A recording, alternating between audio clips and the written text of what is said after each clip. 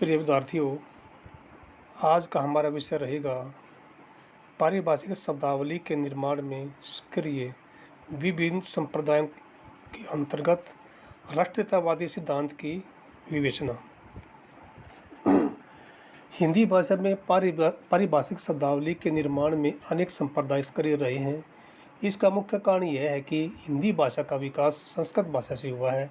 दूसरी ओर आधुनिक युग में ज्ञान विज्ञान के क्षेत्र में पाश्चात्य देशों ने विशेष सफलता प्राप्त की है। आज़ादी प्राप्ति के बाद भारत में भी ज्ञान विज्ञान के क्षेत्र में कार्य होने लगा है। यही नहीं, विज्ञान संबंधी यूरोपीय उपलब्धियों का भी हमारे देश में भी अनुकरण हो रहा है। आज हमारे देश में विज्ञान संबंधी मौलिक शोध कार्य भी होने लगे हैं, परंतु ज्ञान विज्ञान की आधारभूत पारिभाषिक शब्दावली को हिंदी भाषा में भी लाना अनिवार्य था। पहले स्पष्ट किया जा चुका है कि भारत सरकार के मानव संसाधन विकास मंत्रालय ने तकनीकी शब्दावली आयोग का गठन किया हुआ है। इस संदर्भ में निम्नलिखित संप्रदायों के अंतर्गत आज हम राष्ट्रीयतावादी सिद्धांत का विवेचन करेंगे। राष्ट्रीयतावादी सिद्धांत के अंतर्गत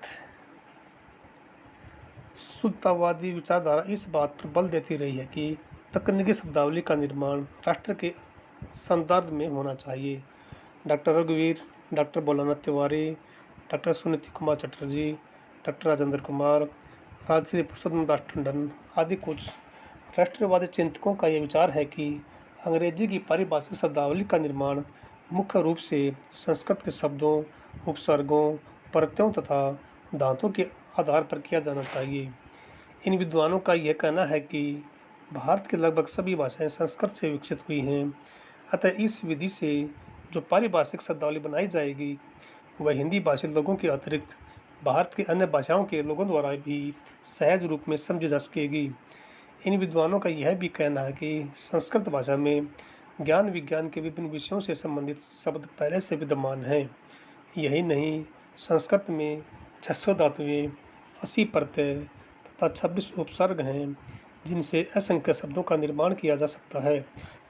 परंतु कुछ विद्वानों का यह भी कहना है कि यदि संस्कृत भाषा को आधार बनाकर पारिभाषिक शब्द बनाए जाएंगे तो वे काफ़ी क्लिष्ट होंगे और लोगों की समझ में नहीं आएंगे, जबकि पारिभाषिक शब्दों का सरल होना अति आवश्यक है। डॉक्टर रघुवीर का तो यह कहना है कि हिंदी भाषा में उधार के शब्द नहीं आने चाहिए, केवल संस्कृतनिष्ठ शब्दों का ही प्रयोग किया जाना चाहिए। उन्होंने टिकट, रेल, इंजन, मील, रिक्शा, सीमेंट, बोतल आदि के लिए जो शब्द बनाए हैं वे क्लिष्ट हैं। डॉक्टर सुनीति कुमार चटर्जी, राजश्री पुरुषोत्तम दास टंडन आदि ने डॉक्टर रघुवीर का समर्थन भी किया है। इस संदर्भ में डॉक्टर राजेंद्र प्रसाद ने भी कहा है कि संस्कृत ही वह स्रोत होना चाहिए जिससे नए शब्द बड़ी संख्या में बनाए जाने हैं। इस मामले में पांडित्य प्रदर्शन को टालना चाहिए और हमारा प्रयत्न ऐसे शब्द बनाना होना चाहिए जो बोलचाल भाषा की प्रकृति और रचना में ठीक बैठ जाएं और सरलता के लिए प्यारे हों। परंतु इस राष्ट्रीयतावादी विचारधारा का अनेक विद्वानों ने विरोध किया है।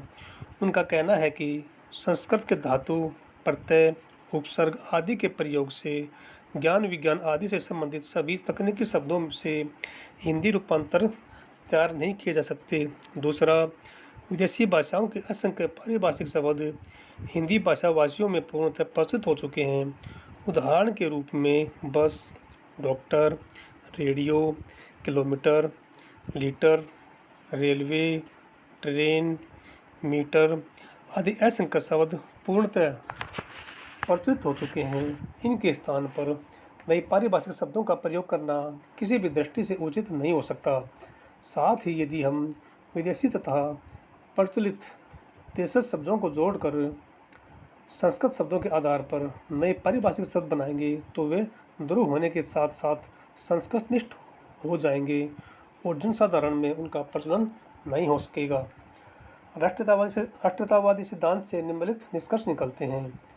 इस सिद्धांत के प्रवर्तक डॉक्टर रघुवीर थे, doctor Bholanath Tiwari, doctor Suniti Kumar Chatterjee, doctor Rajendra Prasad, doctor Rajarshi Purushottam Das Tandon आदि ने इसका समर्थन किया था। इस सिद्धांत में संस्कृत के शब्दों, धातुओं, उपसर्गों तथा प्रत्ययों को पारिभाषिक शब्दावली के निर्माण के लिए अपनाने की सलाह दी है। इन विद्वानों का यह भी कहना है कि पारिभाषिक शब्दों का प्रयोग कनिष्ठ विद्वानों द्वारा ही किया जा सकता है। अन्य विद्वानों ने इस राष्ट्रतावादी सिद्धांत का विरोध किया है। राष्ट्रतावादी सिद्धांत का विरोध करने वालों का यह मत है कि विदेशी पारिभाषिक शब्द हिंदी भाषियों में पच गए हैं, उन्हें ज्यों का तो स्वीकार कर लेना चाहिए। विरोधियों का यह भी मत है कि संस्कृत के आधार पर यदि पारिभाषिक शब्द बनाएंगे तो वे ध्रुव के साथ साथ कनिष्ठ हो जाएंगे। धन्यवाद।